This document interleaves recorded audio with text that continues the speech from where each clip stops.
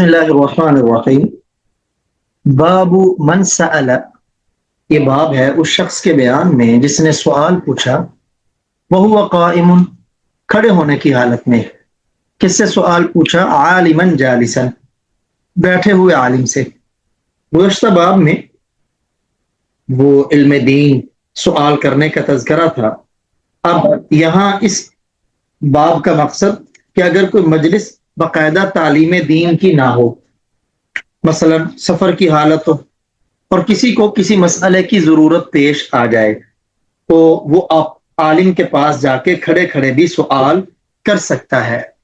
حدیث کو نقل کرنے والے ہیں سیدنا ابو موسیٰ اشعری رضی اللہ تعالی عنہ، قال، فرماتے ہیں، جاء رجل، آیا ایک شخص، الی النبی صلی اللہ علیہ وسلم، نبی اکرم صلی اللہ علیہ وسلم کی خدمت میں، فقال، پس اس نے عرض کیا، یا رسول اللہ، اے اللہ کے رسول، مل قتال فی سبیل اللہ، مل کیا لڑائی ہے اللہ کے راستے میں؟ یہ بھی کر سکتے کون سی یا کون سا لڑنا، فی سبیل اللہ، اللہ کے راہ میں لڑنا ہے، جو قرآن و سنت میں جس کے فضائل ہیں وہ والی لڑائی کون سی ہے؟ کیوں؟ فإن أحدنا، کیونکہ ہم میں سے کوئی، یقاتل، لڑائی کرتا ہے، غضبا، غصے کی وجہ سے، اسے غصہ آتا تو لڑنے لگ جاتا، کیا یہ فی سبیل اللہ ہوگا؟ نمبر 2، ویقاتل، اور کوئی لڑتا ہے، حمیتا، حمیت کی وجہ سے، غیرت کی وجہ سے، چاہے اس کی اپنی ذات کی غیرت ہو یا اپنی برادری، قوم یا ملک کی غیرت ہو، اس غیرت میں لڑتا ہے۔ تو ان لڑنوں میں کون سا لڑنا اللہ کے راستے میں لڑنا شمار ہوگا؟ آپ صلی اللہ علیہ وسلم تشریف فرماتے، چونکہ وہ آدمی کھڑا تھا، فرفع الیہ رأسہ، فرفع، تو آپ نے اٹھایا، الیہ، اس کی طرف، رأسہ، اپنے سر کو، آپ نے اس کی طرف سر اٹھا کے دیکھا، قال، وہ راوی کہتے ہیں، وما رفع الیہ رأسہ، اور آپ نے اس کی طرف سر نہیں اٹھایا، الا، مگر، انہ، اس وجہ سے، کانا قائما، وہ کھڑا تھا، یعنی آپ صلی اللہ علیہ وآلہ وسلم کا اس کی طرف سر اٹھانا اس لیے تھا کہ آپ بیٹھے تھے، وہ کھڑا تھا۔ فقال، دیکھیے گا آپ صلی اللہ علیہ وسلم کا جواب کس قدر مختصر اور کتنا پر اثر۔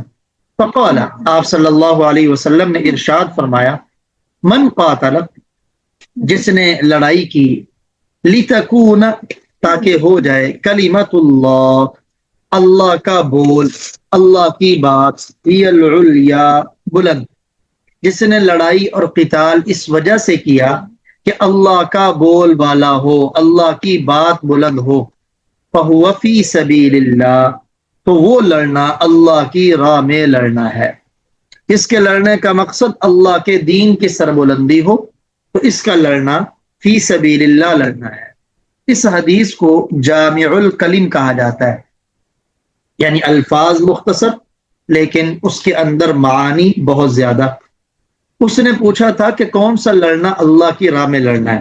اگر آپ صلی اللہ علیہ وسلم ایک ایک جز کی تفصیل بیان کرتے تو یہ بہت لمبی بات ہو جاتی، کیونکہ بسا اوقات آدمی غصے میں لڑتا ہے تو وہ بھی جہاد فی سبیل اللہ کہلاتا ہے، اگر غصہ دین کے لیے۔ بسا اوقات انسان غیرت کے لیے لڑتا ہے، اگر وہ غیرت دین کی خاطر ہے تو وہ بھی اللہ کے راستے میں لڑنا ہے، جہاد فی سبیل اللہ۔ لیکن اگر غصہ وہ کسی اور وجہ سے ہے تو وہ بلا شبہ جہاد فی سبیل اللہ نہیں۔ اسی طرح غیرت کسی اور وجہ سے ہے، وہ بلا شبہ جہاد فی سبیل اللہ نہیں۔ تو آپ نے مختصر جواب دیا اور فرمایا کہ جس لڑائی کا مقصد اللہ کے دین کی سربلندی ہو، چاہے وہ لڑنا غصے کی وجہ سے ہو، حمیت کی وجہ سے ہو، غیرت کی وجہ سے ہو، تو یہ جہاد فی سبیل اللہ۔ لہذا جس لڑائی میں صرف مال و دولت کمانا یا اپنی شہرت یا ناموری مقصود ہو تو وہ جہاد فی سبیل اللہ نہیں۔ الفاظ مختصر لیکن معنی جامع ہے، جس کے اندر ساری جزیات کا حکم آ گیا۔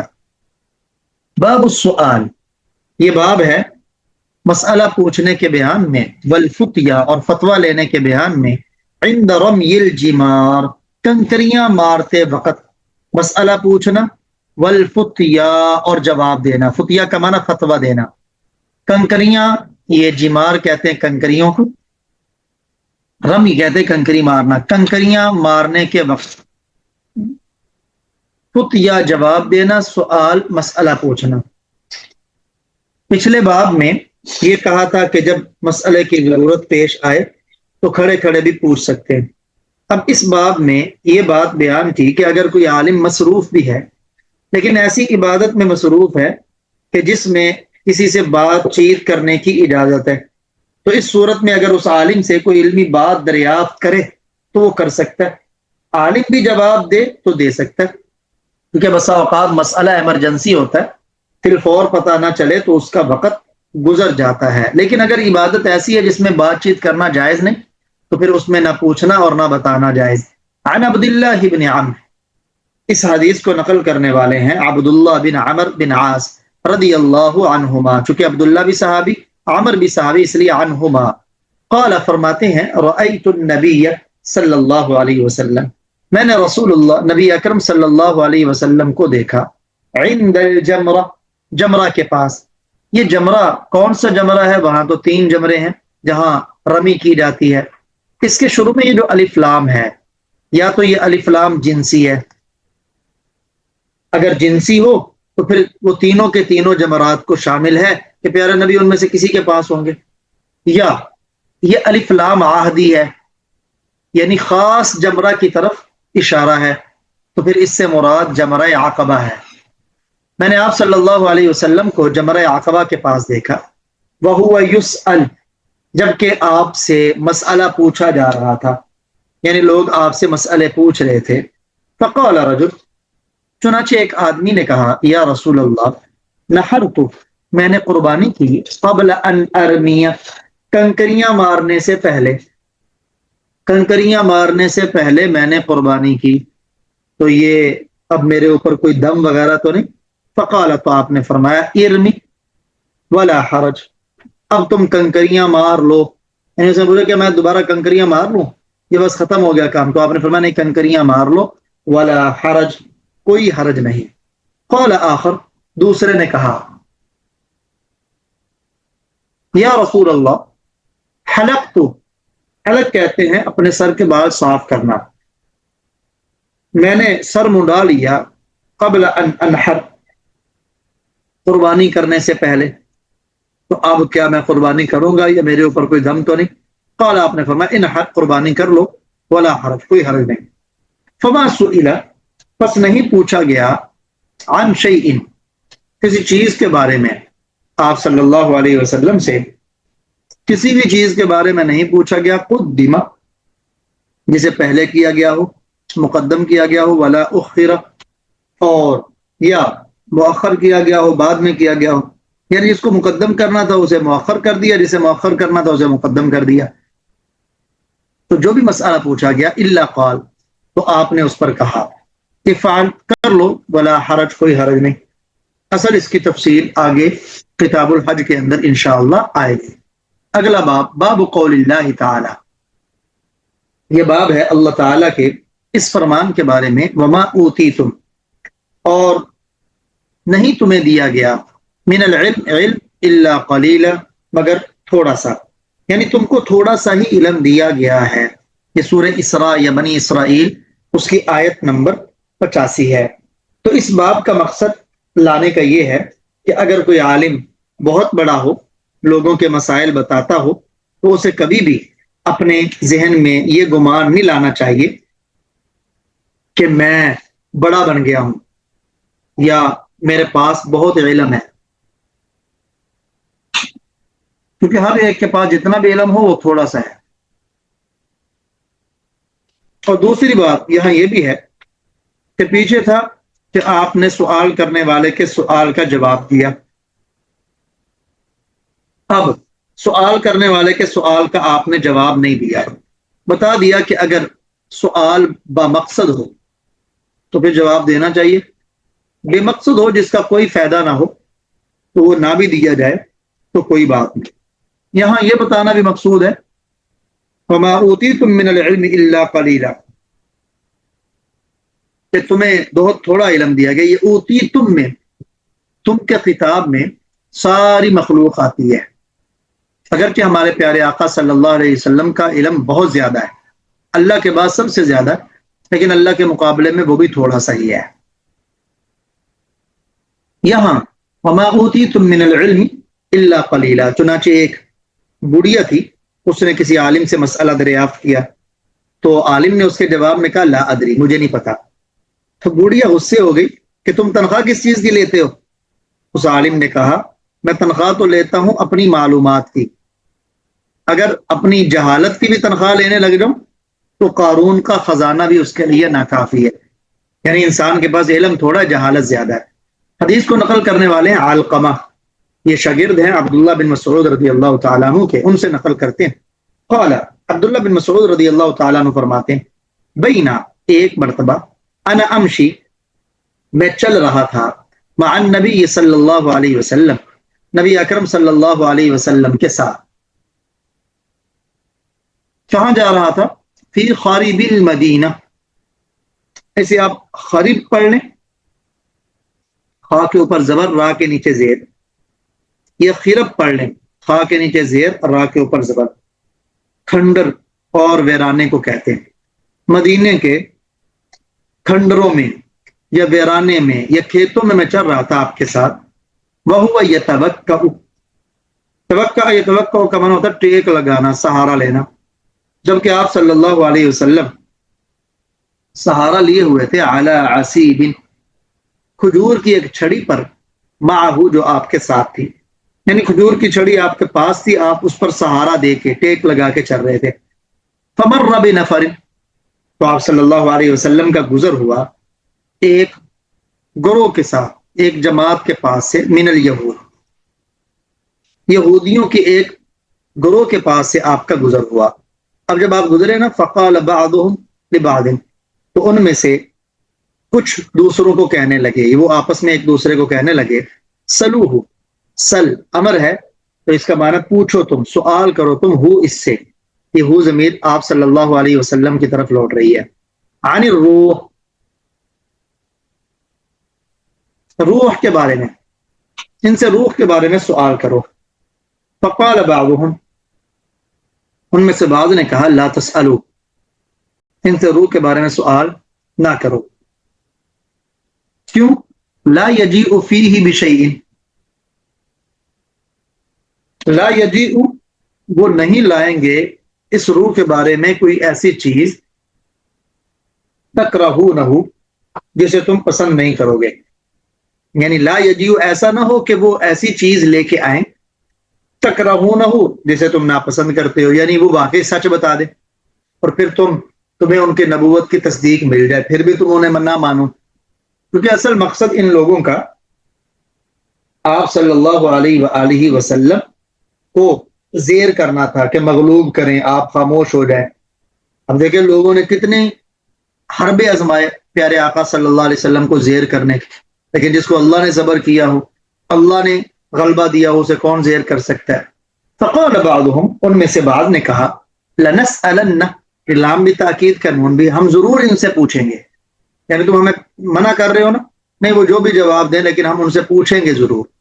چنانچہ فقام رجل منهم، فقام، پس کھڑا ہوا ایک آدمی ان میں سے، فقال، اس نے کہا یا ابا القاسم، اے ابو القاسم، یہ آپ صلی اللہ علیہ وسلم کی کنیت ہے۔ مر روح، روح کیا ہے، روح کیا چیز ہے؟ فسکت، آپ صلی اللہ علیہ وسلم خاموش ہو گئے، سن کر آپ نے جواب نہیں دیا۔ تو یہ ترجمے کے ساتھ، باب کے ساتھ اس کا تعلق ہے کہ کسی کا سوال بے فائدہ ہو تو اس کا جواب نہ بھی دیا جائے تو ٹھیک ہے۔ فقلت، میں نے کہا، یہ کہنے والے ہیں عبداللہ ابن مسعود، میں نے دل میں کہا انہ یوحى الیہ، کہ ان پر وحی نازل ہو رہی ہے، کیونکہ آپ صلی اللہ علیہ وسلم کی جب اس طرح کی کیفیت ہوتی تو وحی کے نزول کی کیفیت ہوتی۔ فقمت، چنانچہ میں کھڑا ہو گیا۔ فلما انجلی عنہ، انجلا ینجلی کا معنی ہوتا ہے دور ہونا، واضح ہونا، پھر جب یہ کیفیت آپ سے دور ہو گئی، فقال، تو آپ نے ارشاد فرمایا وَيَسْأَلُونَكَ عَنِ الرُّوحِ، یہ لوگ آپ سے روح کے بارے میں سوال کرتے ہیں۔ قل، آپ کہہ دیں الروح من امر ربی، روح میرے رب کا حکم ہے، یعنی وہ بدن میں آتی ہے تو بدن حرکت کرنے لگ جاتا ہے، بدن سے نکل جائے تو بدن بے جان ہو جاتا ہے۔ اب روح کی تفصیل نہیں بیان کی، تفصیل اس لیے نہیں بیان کی کہ ان کے دماغوں کی وسعت اتنی نہیں تھی کہ وہ روح کے معاملے کو کور کر سکتی۔ تو وہ دیکھ رہے تھے کہ اگر تو انہوں نے وہ جواب دیا نا جو ہماری تورات میں ہے تو واقعی ٹھیک ہے، اس لیے تو بعض نے منع کیا تھا کہ یہ وہی جواب دیں گے جو تورات میں ہے، تو پھر تم نے انہیں ماننا نہیں ہے۔ تو آپ نے فرمایا کہ روح میرے رب کا حکم ہے، یہی تورات میں بھی درج تھا۔ وما اوتوہ من العلم الا قلیلا، وما اوتوہ اور نہیں دیا گیا ان کو علم مگر تھوڑا، انہیں تھوڑا سا علم دیا گیا۔ دیکھیں قرآن میں ہے اوتی تم، یہاں آیت میں ذکر ہے اوتوہ، یہ کیوں؟ قال الاعمش، اس کے بارے میں اعمش کہتے ہیں، اعمش انہوں نے اس کے بارے میں کہا ہی کذا فی قراءتنا، یہ اوتو ہی ایسے ہی ہے ہماری قراءت میں، یعنی یہ بھی قرآن کی ایک قراءت ہے۔ وما اوتوہ، وما اوتیتم بھی قراءت ہے، یہ بھی قرآن کی ایک قراءت ہے، تو اس طرح پڑھنا بھی درست ہے، کہیں کسی کو مغالطہ نہ ہو کہ یہ غلط ہے۔ اگلا باب، باب من ترکا، یہ باب ہے اس شخص کے بیان میں من ترکا جس نے چھوڑ دیا بعد الاختیار، بعض اچھی چیزوں کو۔ کیوں چھوڑا؟ مخافت، اس ڈر کی وجہ سے ان یقصر فہم بعض الناس، کہ قاصر ہو جائیں، کوتاہ ہو جائیں بعض لوگوں کی سمجھ، یعنی بعض اچھی چیزوں کو اس ڈر کی وجہ سے چھوڑنا کہ کچھ لوگوں کی سمجھ اس سے قاصر ہے، ان کی سمجھ میں نہیں آئے گا، پھر فتنے کا اندیشہ ہوگا۔ فَيَقَعُوا، پس وہ مبتلا ہو جائیں گے، فی اشد منہ، اس سے بھی زیادہ سخت بات میں۔ ابھی تو ان کو اس عمل کا نہیں پتا، لیکن یہ عمل اگر بتایا جائے، اس کو کیا جائے تو وہ اس سے بڑی غلطی میں مبتلا ہو جائیں گے۔ اس باب کا مقصد یہ ہے کہ بعض چیزیں جو مباح اور جائز ہوتی ہیں ان کے اندر ایک چیز ہوتی ہے راجح، ایک ہوتی ہے مرجوح، یعنی یہ اولا ہے کرنا، اور ایک خلاف اولا۔ تو بسا اوقات اولا کو چھوڑ دیا جاتا ہے، راجح کو چھوڑ دیا جاتا ہے، اس وجہ سے کہ یہ لوگوں کی سمجھ بوجھ سے بالاتر ہے۔ اب اگر اسے کریں گے تو وہ فتنے میں مبتلا ہوں گے، خلاف اولا اور مرجوح چیز کو اپنا لیا جاتا ہے۔ چنانچہ جیسے یہاں اس حدیث مبارکہ میں، تو اس میں امام بخاری نے ترجمہ قائم کر کے ایک عالم کو تنبیہ کی کہ اسے بھی حکیم ہونا چاہیے، اصلاح کے وقت لوگوں کے حالات پہ نظر رکھنی چاہیے، کہیں چھوٹی بات کی اصلاح سے کسی بڑی برائی میں وہ نہ پڑ جائیں، اس چیز کا انہیں کرنا چاہیے۔ جیسے دیکھیے گا یہاں قول ابن یہ اسود اور ابن زبیر، یہ اسود سے مراد اسود بن یزید نخعی ہیں، بڑے تابعین میں سے ہیں۔ ابراہیم نخعی جو مشہور محدث ہیں، ان کے یہ ماموں ہیں، امی عائشہ صدیقہ رضی اللہ تعالیٰ عنہ کے شاگرد ہیں، اور عبداللہ بن عباس رضی اللہ تعالیٰ عنہما کے بھی خاص شاگردوں میں سے ہیں۔ پیارے آقا صلی اللہ علیہ وسلم کا انہوں نے زمانہ پایا لیکن زیارت سے مشرف نہ ہو سکے۔ پھر ابن زبیر، یہ عبداللہ بن زبیر، یہ دونوں امی عائشہ کے شاگرد ہیں، ان دونوں نے اس روایت کو امی عائشہ سے سنا۔ قال لی ابن الزبیر، اسود کہتے ہیں کہ مجھے ابن زبیر نے کہا، کانت عائشہ تسر الیک کثیرا، عائشہ یعنی ام المؤمنین حضرت عائشہ رضی اللہ تعالی عنہا، تسر چھپا کر کرتی ہیں، الیک تم سے، کثیرن بہت سی باتیں، بہت سی باتیں بطور راز کے، اور چھپا کر بھی تم سے کرتی ہیں۔ فما حدثتک فی الکعبہ، فما پس کیا حدثت کا انہوں نے تجھے بیان کیا ہے کعبہ کے بارے میں، خانہ کعبہ کے بارے میں کچھ بیان کیا انہوں نے تمہیں؟ قلت، اسود کہتے ہیں قالت لی، امی عائشہ صدیقہ رضی اللہ تعالی عنہا نے مجھ سے فرمایا، قال النبی صلی اللہ علیہ وسلم، نبی اکرم صلی اللہ علیہ وسلم نے ارشاد فرمایا۔ اگرچہ یہ والی بات عبداللہ بن زبیر کو بھی یاد تھی، لیکن انہوں نے تائید کے لیے اسود سے اس بات کو کیا۔ تو آپ صلی اللہ علیہ وسلم نے فرمایا، یا عائشہ، اے عائشہ، لولا اگر نہ ہوتا، ان قومک کہ تمہاری قوم، حدیث عہدہم زیادہ قریب ہیں دور جاہلیت کے، اگر تیری قوم قریب العہد نہ ہوتی، حدیث عہدیم، حدیث کا معنی قریب، قریب العہد، عہد سے مراد ہے دور جاہلیت، اگر تمہاری قوم دور جاہلیت کے قریب نہ ہوتی۔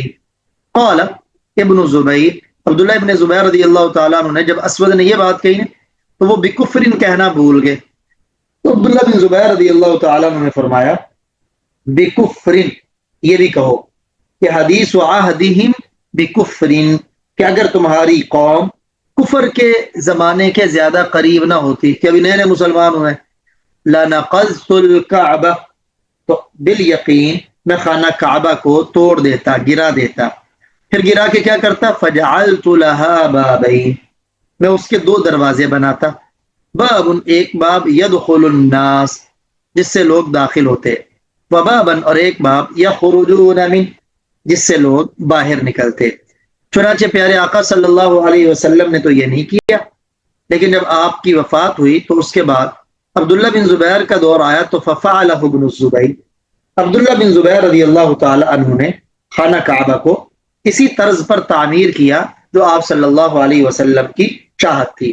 آپ صلی اللہ علیہ وسلم کی خانہ کعبہ کے بارے میں 3 ارادے تھے آپ کے۔ نمبر 1، یہ جو حتیم ہے جو خانہ کعبہ سے باہر ہے، جہاں لوگ نفل بھی جا کے پڑھتے، آپ کی خواہش تھی کہ حتیم کو خانہ کعبہ میں، بیت اللہ میں داخل کر دیں، یہ پہلی خواہش۔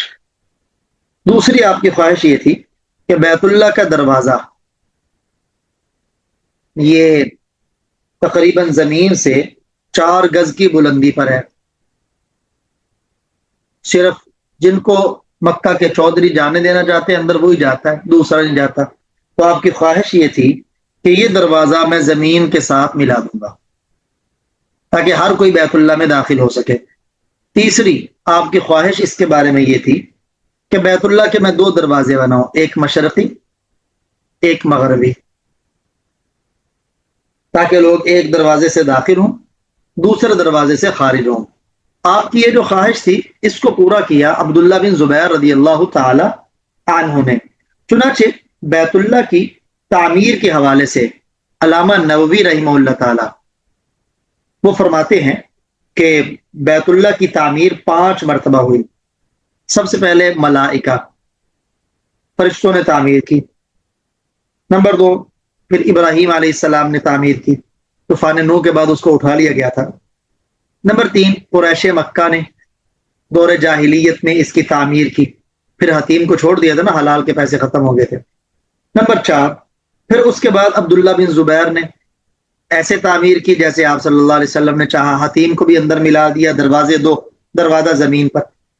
لیکن پھر جب حجاج بن یوسف آیا تو حجاج بن یوسف نے اس کو دوبارہ قریش کے طرز پر کر دیا، حتیم کو نکال دیا، دروازہ 1 کر دیا، وہ بھی بلندی پر کر دیا۔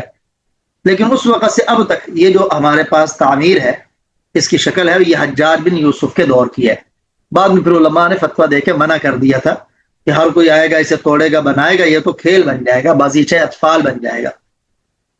اب یہاں دیکھیں اللہ کے نبی چاہتے ہیں خانہ کعبہ ایسا ہو، لیکن یعنی یہ راجح ہے آپ کے نزدیک، لیکن آپ نے اسے چھوڑ کر مرجوع کو اپنایا صرف اس وجہ سے کہ کہیں قوم زیادہ فتنے میں مبتلا نہ ہو جائے۔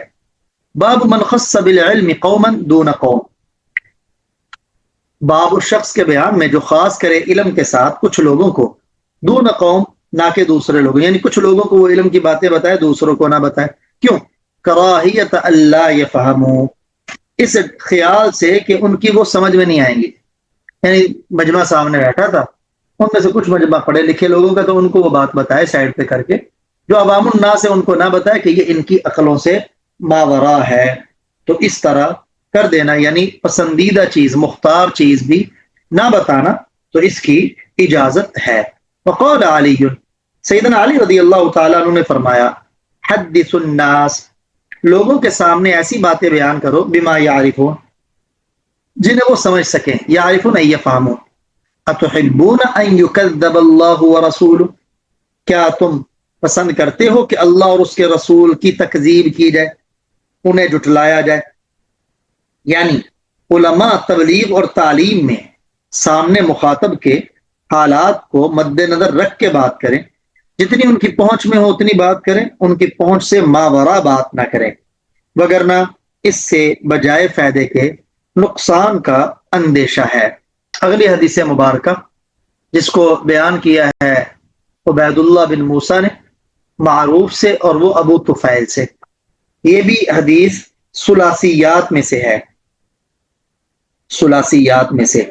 یہ سیدنا علی رضی اللہ تعالی عنہ کا فرمان جو ابھی گزرا ہے، یعنی یہ عالی سند ہے امام بخاری رحمہ اللہ تعالیٰ کی، کیونکہ یہاں تیسرا صحابی ابو طفیل جو صحابہ کرام میں سب سے آخر میں مکہ مکرمہ میں جنہوں نے وفات پائی 110 ہجری میں، تو یہ صحابی رسول ہے ابو طفیل بن عامر بن واصلہ، غزوہ احد کے سال 3 ہجری میں پیدا ہوئے اور وفات 110 ہجری میں ہوئی۔ تو یہ سیدنا علی کا قول اور ثلاثیات درمیان میں صحابی تک 3 واسطے ہیں امام بخاری رحمہ اللہ تعالیٰ کے، یعنی یہ ثلاثیات میں سے ہے۔ اگلی حدیث نقل کرنے والے انس بن مالک رضی اللہ تعالی عنہ ان النبی صلی اللہ علیہ وسلم، کہ نبی اکرم صلی اللہ علیہ وآلہ وسلم ومعاذ ردیفہ علی الرحل، معاذ آپ کے پیچھے سواری پر سوار تھے۔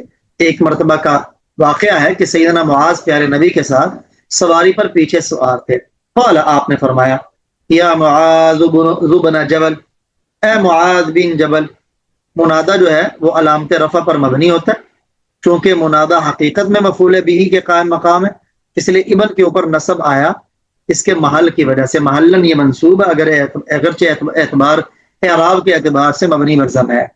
قال، تو آپ نے کہا اے معاذ بن جبل، تو سیدنا معاذ نے کہا لبیک یا رسول اللہ وسعدیک، اے اللہ کے رسول لبیک میں حاضر ہوں، وسعدیک میں حاضر ہوں، اے اللہ کے رسول میں حاضر ہوں، یعنی آپ کی اطاعت کے لیے میرا سب کچھ قربان۔ قال یا معاذ، آپ نے پھر فرمایا اے معاذ، قال لبیک یا رسول اللہ وسعدیک، اے اللہ کے رسول میں حاضر ہوں، میں حاضر ہوں۔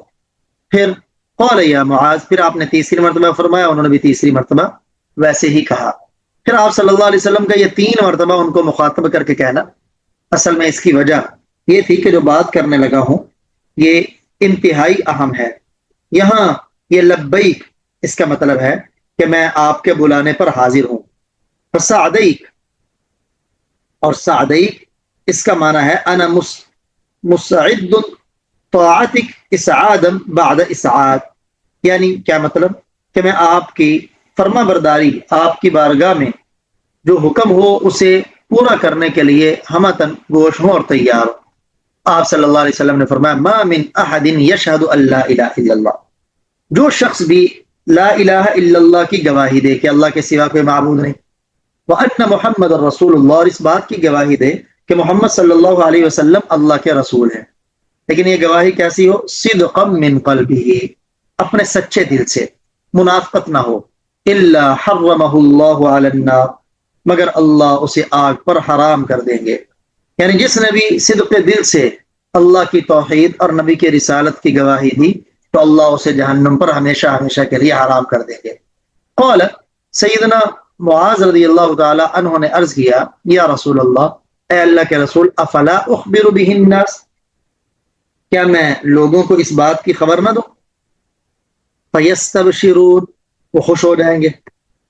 قال، آپ نے فرمایا اذن یتکلون، پھر تو وہ بھروسہ کر بیٹھیں گے، اذن پھر تو وہ، کیا مطلب؟ جب تم انہیں بتاؤ گے تو وہ اس کلمے پر ہی بھروسہ کر بیٹھیں گے اور عمل کرنا چھوڑ دیں گے۔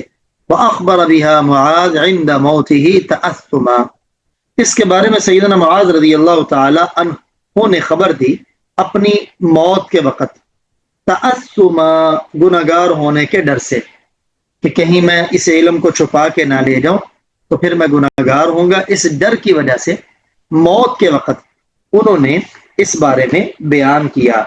اب یہاں یہ جو کہا گیا ہے کہ جو بھی اس کلمے کی گواہی دے گا وہ جہنم کی آگ پر حرام ہوگا، تو اس کا کیا مطلب ہے؟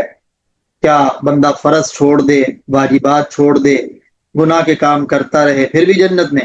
تو بعض نے جواب یہ دیا کہ یہ والی حدیث مبارکہ فرائض اور واجبات کے بارے میں حکم نازل ہونے سے پہلے کی ہے، لیکن یہ جواب صحیح نہیں، کیونکہ صحیح مسلم میں سیدنا ابو ہریرہ رضی اللہ تعالیٰ عنہ، سیدنا ابو موسیٰ اشعری رضی اللہ تعالیٰ عنہ، ان سے بھی اس طرح کا فرمان منقول ہے۔ اس لیے دوسرا جواب یہ دیا گیا کہ یہ حکم اکثری ہے، یہ حکم اکثری ہے، یعنی غالب یہی ہے کہ جو مومن کلمہ گو ہوتا ہے وہ نیک ہی ہوتا ہے، گناہوں سے بچتا ہے۔ نمبر 3، دو جواب ہو گئے۔ نمبر 3، دوزخ کے دو طبقے ہیں، ایک طبقہ ہے خاص کفار کے لیے اور ایک طبقہ ہے نافرمان ایمان والوں کے لیے۔ تو یہ جو کہا نا کہ وہ ہمیشہ کے لیے جہنم پر حرام ہے، یہاں جہنم اس پر حرام ہے، اس سے وہ طبقہ مراد ہے جو کافروں کے لیے، وہ ہمیشہ کے لیے اس کے اوپر حرام ہے، یہ اس کے اندر نہیں جائے گا۔ چوتھا جواب یہ بھی دیا گیا کہ حرمہ اللہ علی النار کا معنی ہے علی التعبیر، کہ جو اخلاص کے ساتھ کلمے کو ساتھ لے گیا اگرچہ جتنا بھی گناہ گار ہو، تو اب وہ ہمیشہ ہمیشہ کے لیے جہنم میں نہیں جائے گا۔ نمبر 5، یا اس سے مراد وہ شخص ہے کہ جس نے کلمہ پڑھا اخلاص، پھر دوبارہ اسے موقع ہی نہ ملا کسی عمل کے کرنے کا اور اسے موت واقع ہو گئی، تو یہ آدمی بھی ہمیشہ ہمیشہ جنت میں جائے گا اور جہنم سے بچ جائے گا۔ اگلی حدیث مبارکہ اسے نقل کرنے والے بھی سیدنا انس ہیں۔ قال سمعت انس، معتمر کے والد وہ کہتے میں نے انس رضی اللہ تعالی عنہ کو فرماتے سنا، ذکر علی ان نبی صلی اللہ علیہ وسلم قال لمعاذ، مجھ سے ذکر کیا گیا کہ آپ صلی اللہ علیہ وسلم نے معاذ سے فرمایا، کیا من لقی اللہ، جو شخص اللہ سے ملاقات کرے، لا یشرک به شیئا، اس کیفیت میں کہ اس نے اللہ کے ساتھ کسی کو شریک نہ کیا ہو، شرک سے بچاؤ، دخل الجنہ، یہ جنت میں داخل ہو جائے گا۔ قال، سیدنا انس رضی اللہ تعالیٰ نے عرض کیا، الا ابشر به الناس، کیا میں اس بارے میں لوگوں کو خبر نہ دے دوں؟ قال، آپ نے فرمایا لا، نہیں، کیوں؟ انی اخاف ان یتکلوا، کیونکہ مجھے خوف ہے کہ کہیں لوگ اسی بات پر بھروسہ کر کے نیک عمل کو چھوڑ نہ دیں۔ اللہ ہمیں اخلاص والا کلمہ نصیب فرمائے اور کلمے کا مقتضا پہ عمل کی توفیق عطا فرمائے۔ السلام علیکم۔